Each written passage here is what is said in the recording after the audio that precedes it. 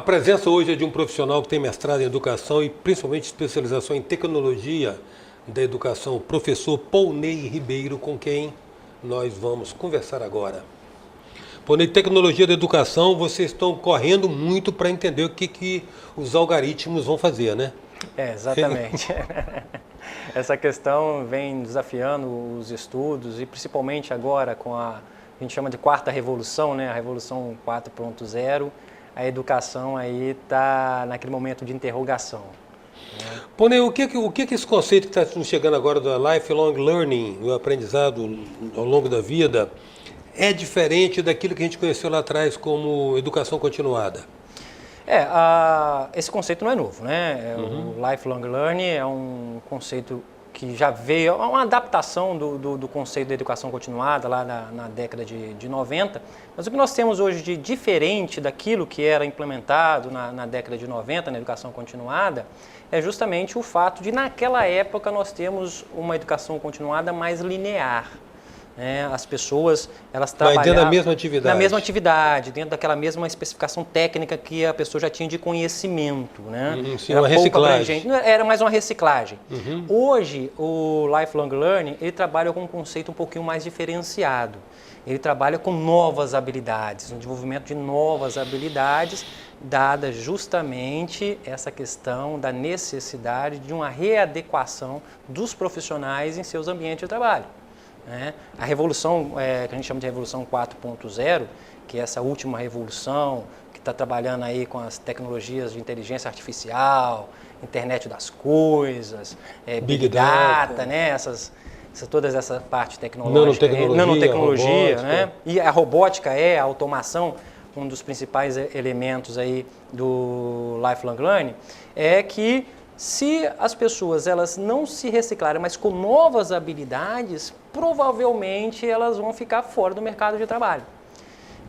Tem estudos, até feitos por fóruns mundiais, de que um pouco mais, né, de um terço dos trabalhadores até 2030 terão que desenvolver novas habilidades, porque senão ficarão fora do mercado de trabalho. E quando a gente fala em novas habilidades, a gente está falando em coisas que você não tem de formação inicial ainda. São questões novas para você. E se coloca muitas questões aí ligadas às skills, né? É muito termo americanizado, muito termo inglês, mas a gente tem que se acostumar mesmo. O mercado, ele trabalha com isso, né? Que seriam as habilidades... Soft, as hard skills. Exato, né? As soft skills, as hard skills. E o que seria isso, né? Que é dentro dessa educação continuada, dessa lifelong learning?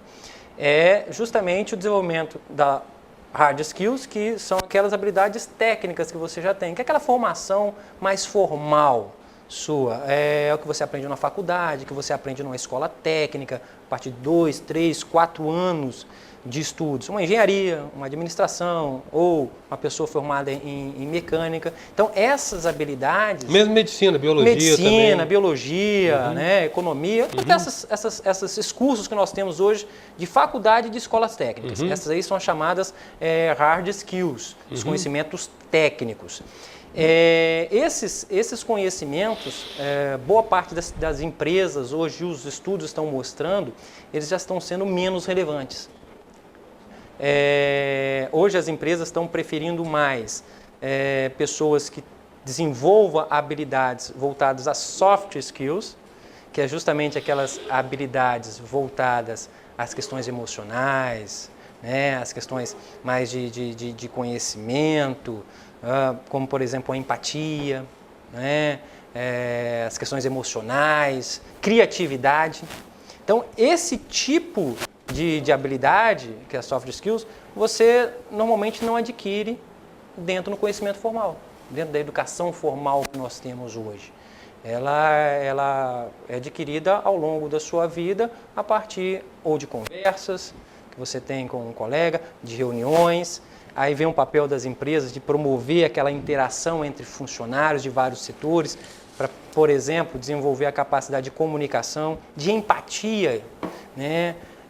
A máquina não é capaz de fazer isso. A máquina não tem como gerar uma empatia.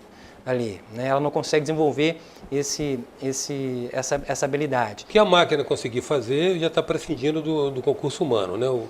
E, a priori já representa um descarte, né? Sim, sim. Hoje o que você tem de afazeres repetitivos, né, e lógicos, a máquina vai fazer, né? As questões que você tem necessidade de ter uma questão emocional mais envolvida, como por exemplo uma negociação de venda. Eu sempre brinco quando eu estou conversando com as pessoas, é a mesma coisa que você pedir uma máquina para poder contar uma piada. No que diz respeito especificamente ao exemplo da venda, vamos admitir que houvesse uma série de argumentos racionais que justificasse uma decisão do consumidor, mas a decisão já ficou provada é emocional. A decisão é emocional, a escolha é emocional. A escolha é emocional. Você tem hoje a tecnologia para se fazer isso. Por exemplo, o neuromarketing hoje é uma questão muito desenvolvida. Se trabalha o marketing voltada para trabalhar a questão subconsciente do consumidor. Né? A tecnologia, ela faz esse trabalho. Agora, a parte de preparação, ela é feita por um ser humano. Né? Os elementos que vão ser voltados, como por exemplo um vídeo ou um desenho com a cor mais forte ou mais fraca, né? Uma propaganda com a música que pegue mais e tudo, isso aí a máquina pode até fazer, mas quem iniciou o desenvolvimento foi um ser humano. Né? Isso aí é a capacidade que está gerada em cima de uma comunicação, aquelas habilidades de comunicação, de empatia, que eu volto sempre a frisar. Isso é importante hoje para o nosso trabalhador, para as pessoas que estão no mercado hoje. Porque o lifelong learning nada mais é do que você estar sendo aquele eterno aprendiz. Né? Os nossos pais, os nossos avós, eles se formavam numa determinada função e aí trabalhavam ao longo, se aposentavam naquela função. Eles entravam na empresa e normalmente terminavam 30, 35 anos naquela empresa, naquela mesma função. Hoje você não tem condições de fazer mais isso. Você entra numa empresa para uma determinada função, mas daqui a alguns anos essa função sua já está toda readaptada. Se você não se reciclou, se você não construiu novas habilidades com novos cursos, você provavelmente ficará fora do trabalho. Seja por substituição por uma máquina, seja até por substituição de um profissional mais qualificado. Eu tive uma conversa com um professor, colega meu, e ele perguntou se os professores seriam substituídos por máquinas, né? E eu falei com ele, substituição não vai haver. Agora, se nós continuarmos dando aula da mesma forma que no século passado, nós seremos substituídos por outras pessoas que vão aplicar metodologias didáticas diferentes da que nós aplicamos hoje, usando tecnologia. E hoje nós temos muitos modelos educacionais diferenciados. Então, há necessidade de você se reinventar. Eu falo isso, a cada dia você tem que se reinventar, senão você vai ficar fora. Né? E o lifelong learning é justamente essa possibilidade de as pessoas se reinventarem a cada dia. Então, houve um estudo recente até de novas profissões, né? E estima-se que 70% a 80% das profissões dos próximos 20 anos serão profissões que ainda não existem hoje. Né? E aí isso aí levanta uma pergunta. E os nossos filhos, o que nós vamos passar para eles? O que nossos filhos vão estudar? Né? Será que o que ele está estudando hoje vai ser útil para ele lá na frente? Daqui a 10 anos, 15, 20 anos, quando ele entrar no mercado de trabalho? Ou será que o que ele está estudando hoje vai estar ultrapassado? Essa é a necessidade da educação continuada. E você está sempre reaprendendo, se reinventando e adquirindo habilidades novas no dia a dia. Hoje a presença do especialista em tecnologia de educação, mestre em educação, Paulney Ribeiro. Voltamos já.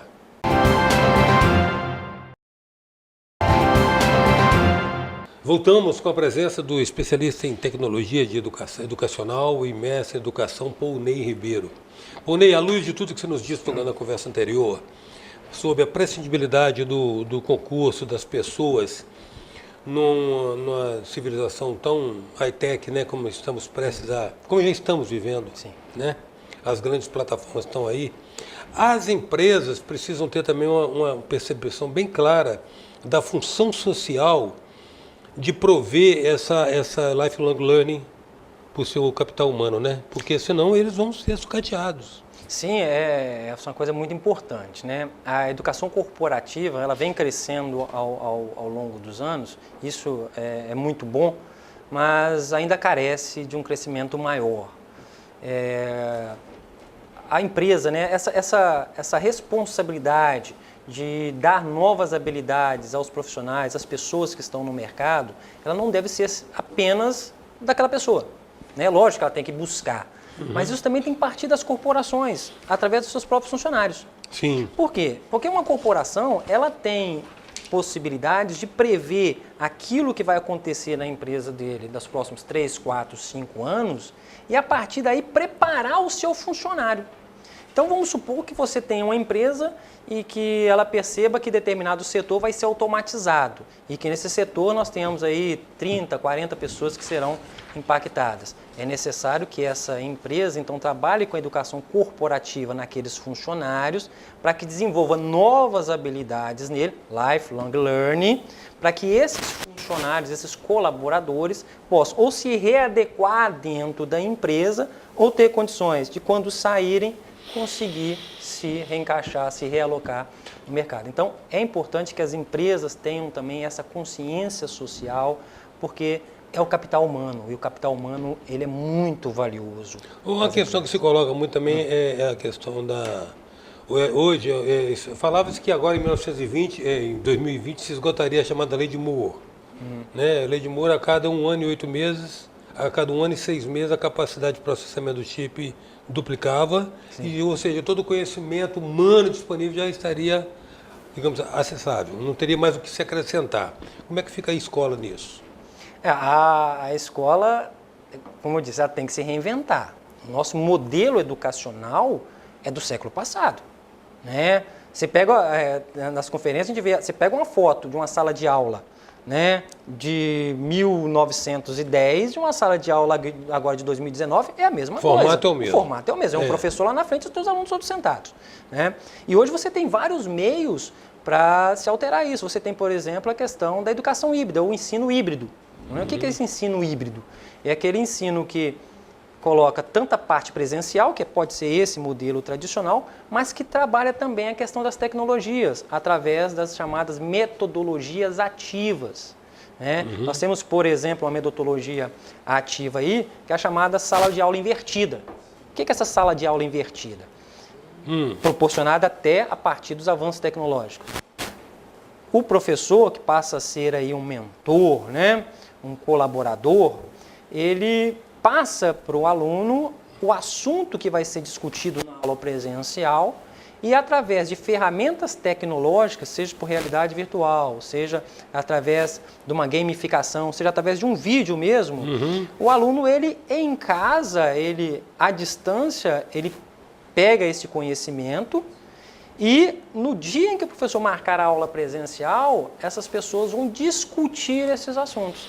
Então, aquela aula que seria, por exemplo, de 3 horas, pode ser uma aula de 1 hora, onde aquilo que ele aprendeu na teoria vai ser aplicado na prática.